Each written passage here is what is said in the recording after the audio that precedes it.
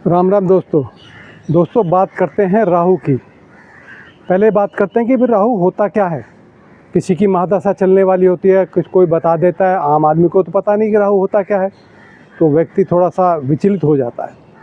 दोस्तों, मन की दो अवस्थाओं के बारे में कुंडली के जानकारों ने, ऋषियों ने बताया, जिन्होंने कुंडली बनाई, कि भाई मन की दो अवस्थाएं हैं। एक अवस्था है अंदर जाती हुई ऊर्जा। जैसे मैं आपसे बात कर रहा हूँ, मेरे अंदर क्या विचार चल रहे हैं, जो मेरे अंदर विचार चल रहे हैं वो केतु है, और जो मैं बाहर आपसे कनेक्ट हो रहा हूँ ये राहु है। और किसी की अब बात करते हैं महादशा। किसी की महादशा राहु की चल जाए तो उसके जीवन में कैसे प्रभाव देखने को मिलते हैं। हर जातक के अलग अलग प्रभाव जीवन में देखने को मिलते हैं। तो जो ऊर्जा बाहर निकली, वो ऊर्जा उसके पास आई कहाँ से? वो तो एक जरिया है, आपके एक विचार हैं, बाहर निकलती हुई वो ऊर्जा है आपकी। तो वो ऊर्जा आई कहाँ से? वो ऊर्जा आई 8 ग्रहों से, जो 8 ग्रह थे, और एक राहु जिस राशि में बैठा है उस राशि से। हो सकता है कि साथ में बैठा हो वही ग्रह जिस राशि में राहु बैठा।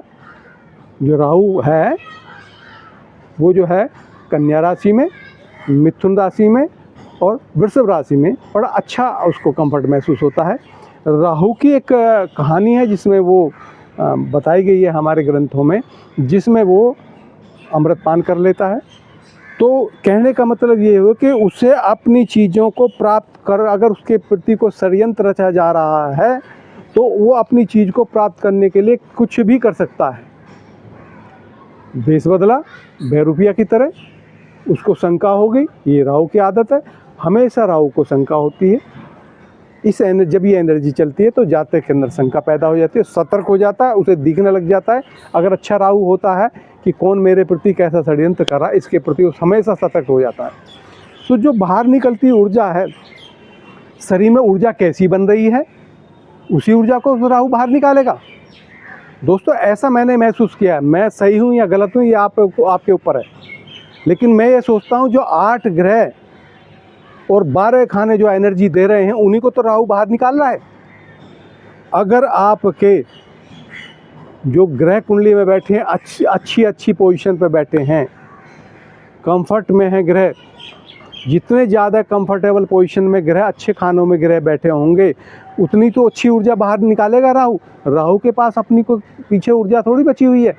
राहु तो दूसरे की ऊर्जा को सामने आगे निकालता है, क्योंकि हर ग्रह आपकी मनोस्थिति पर असर डालता है। आपके अंदर जो 70% पानी है उसी पे वो एनर्जी असर डालती है। चाहे सूर्य की चले, शनि की चले, मंगल की चले, बुध की चले, बृहस्पति की चले, केतु की चले।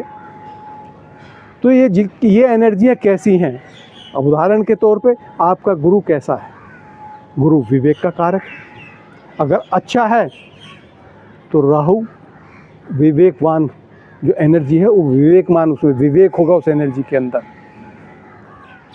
साथ में 9वें भाव का मालिक भी अच्छा है तो धर्मवान होगा। ऐसी एनर्जी कभी इल्लीगल काम नहीं करेगी, क्योंकि उस एनर्जी में विवेक की एनर्जी, 9वें भाव की एनर्जी, गुरु 9वें भाव का कारक भी होता है, उसकी एनर्जी उसके अंदर मौजूद है शरीर के अंदर, उसी एनर्जी को तो बाहर निकालेगा।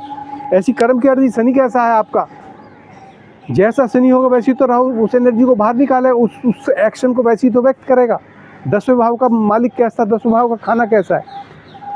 दोस्तों, राहु की अपनी कोई एनर्जी नहीं है, वो आपकी जो शरीर में बाकी ग्रहों की एनर्जी उनको ही व्यक्त करता है। जैसी अच्छी एनर्जी आपकी अंदर होगी, जैसी एनर्जी आपकी कुंडली, मतलब जैसे ग्रह आपकी कुंडली के अंदर अच्छी जगह पे बैठे होंगे, जितनी अच्छी जगह पे ग्रह बैठे होंगे वैसे ही राहु का प्रभाव आपके जीवन में देखने को मिलेगा।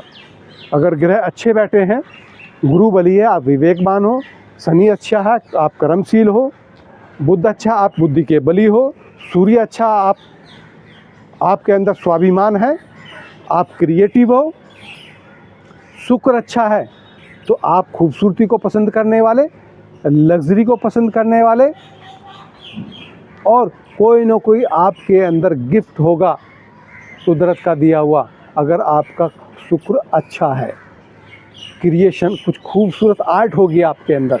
अगर चंद्रमा अच्छा है, आप आप जब चंद्रमा अच्छा तो राहु अपने आप अच्छा हो जाएगा। भाई चंद्रमा की दो एनर्जी है ना, राहु और केतु। तो जब चंद्रमा अच्छा होगा तो राहु अपने आप उसके भाव अच्छे हो जाएंगे, और अगर केतु अच्छा होगा तो राहु अच्छा होगा ही होगा, क्योंकि केतु जो भी ग्रह सामने पड़ता है किसी ग्रह के, वो उसको कंट्रोल करता है। तो राहु और केतु एक ही, कहते हैं सांप के दो हिस्से बोले जाते हैं, राहु को मुंह बोला जाता है और केतु को पूंछ बोला जाता है। तो राहु को अगर कंट्रोल करता है एक ही ग्रह है, वो है केतु, क्योंकि उसके तार, उसकी बॉडी, उसके बीच में बेशक 180 डिग्री का गैप है, लेकिन कंट्रोल करती है। राहु को कोई कंट्रोल नहीं कर सकता, ये ब्लास्ट करता है। ये ऐसी एनर्जी है जो आपके शरीर में 8 ग्रहों की एनर्जी है, उसको एकदम ब्लास्ट कर देगा। अच्छी एनर्जी होगी तो तरक्की पे तरक्की देता चला जाएगा। और आपके ग्रहों की कोई भी कम्बिनेशन, कोई महादशा के अंदर अंतरदशा, राहु की महादशा के अंदर किसी नेगेटिव ग्रह की अंतरदशा आ गई नेगेटिव खाने की, तो आपको ज़मीन पे ला देगा। ये राहु के कारनामे, क्योंकि जैसे उसको एनर्जी मिली वैसी तो काम करेगा। दोस्तों खेल है आपके पास जो एनर्जी हैं, जो ग्रह हैं, वो कितनी अच्छी जगह पे बैठे हैं और कैसे अच्छे काम कर रहे हैं। अगर आपने केतु को जागृत कर रखा है, केतु भी बाकी ग्रहों की वजह से जागृत होगा, ऐसे केतु जागृत नहीं होगा। और अगर आप गुरु की शरण में चले जाते हैं, गुरु है विवेक, गुरु है वो व्यक्ति जिसके पास गुरु का बल है, विवेक का बल है, जिसके पास विवेक होगा वही तो आपको विवेक देगा। गुरु उसी को बोला जाता है जिसके पास विवेक का खजाना है, अपने खजाने में से आपको खजाना देगा विवेक का। उनको ही सद्गुरु बोला जाता है, उनको ही पूर्ण गुरु बोला जाता है। तो दोस्तों बगैर सत्संग विवेक ना हुई, और जब आपके पास विवेक होगा, सत्संग आपने सुना होगा, तो राहु आपका क्या बिगाड़ेगा। राहु आपकी बाहर निकलती ऊर्जा है ना भाई, हम ऊर्जा है, आपके बाहर निकलते विचार हैं। चंद्रमा के बाहर निकलते हैं विचार हैं आपकी मनोस्थिति के। तो मनोस्थिति, चंद्रमा जो 70% पानी है, उसी के अंदर सारे केमिकल्स उस पानी में ही घुलते हैं। जितनी एनर्जी है, जितनी भी ग्रहों की एनर्जी सारी चंद्रमा में आती है, यानी पानी में आती है, तभी तो बॉडी के हर हिस्से में पहुंचती है, दिमाग से लेके और नीचे तक। तो दोस्तों आपके ग्रह कैसे बैठे हैं, आपकी एनर्जी कैसी है, उसी तरह से राहु काम करेगा। राहु से घबराने की ज़रूरत नहीं है। अगर किसी के ग्रह टेढ़े भी बैठे हैं, सही जगह पे नहीं बैठे, कहने के लिए कहते हैं छठे भाव में बैठेगा, छठे भाव सेवा का है। आप सेवा उतर, समाज के कल्याण की सेवा के लिए उतर जाइए, अपना तन मन धन सेवा में लगा दीजिए। जब भी राहु की महादशा आए और पता चल रहा है कि आपके छठे भाव का भी लिंक, छठे भाव के ग्रह की भी अंतरदशा आने वाली, उससे पहले ही सदा के लिए अपने, जब भी आप कुंडली दिखा दी आपने कि मेरी उस समय वहाँ राहु की दशा आएगी, तो अभी से आप अपने जीवन में वो सेवा धारण कर लीजिए। आपका कुछ नहीं बिगड़ेगा, आप सुरक्षित रहोगे और हमेशा तरक्की करते रहोगे। जब तक आपकी बाहर निकलती ऊर्जा आपने अच्छी बना रखी है, तब तक आपके जीवन में सुख और शांति और समृद्धि बनी रहेगी। दोस्तों मेरे विचार कैसे लगे ज़रूर बताइएगा। जय सिया राम।